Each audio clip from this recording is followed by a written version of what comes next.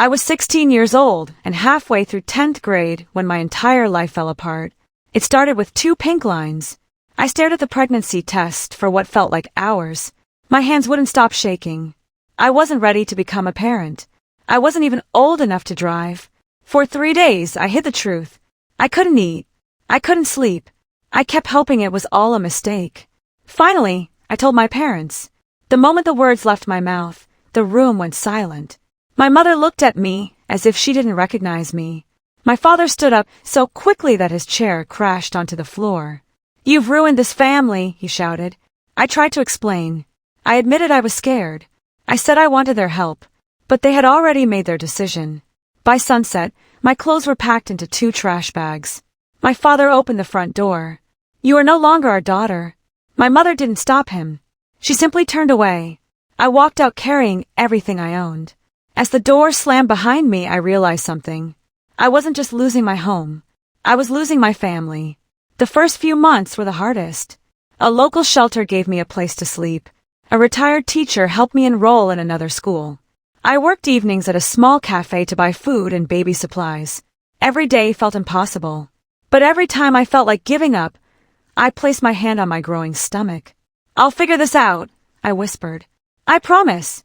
Life became a cycle of school, work, doctor's appointments, and exhaustion. Then, during one routine checkup, everything changed.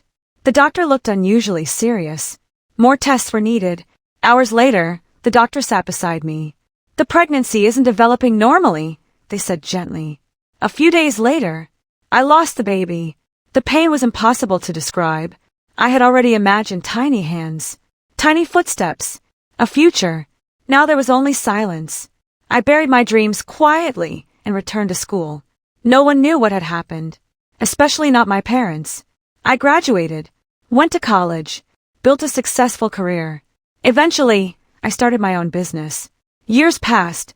The pain slowly became a scar instead of an open wound. Then one afternoon, an unfamiliar number called my phone. It was my aunt. Her voice trembled.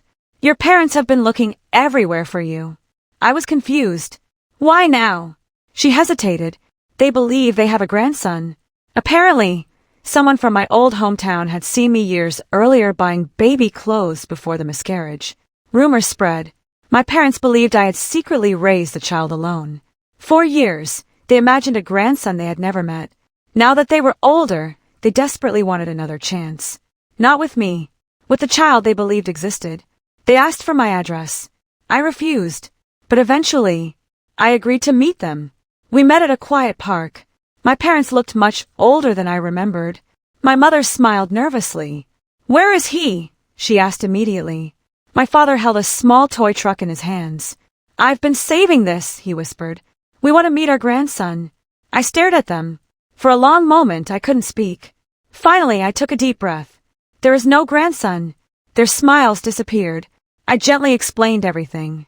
The pregnancy, the shelter, the miscarriage, the years of silent grief. Every word felt heavier than the last. My mother collapsed onto the bench, crying.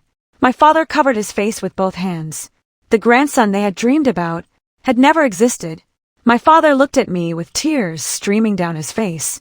"We abandoned you when you needed us most." I nodded quietly. "Yes."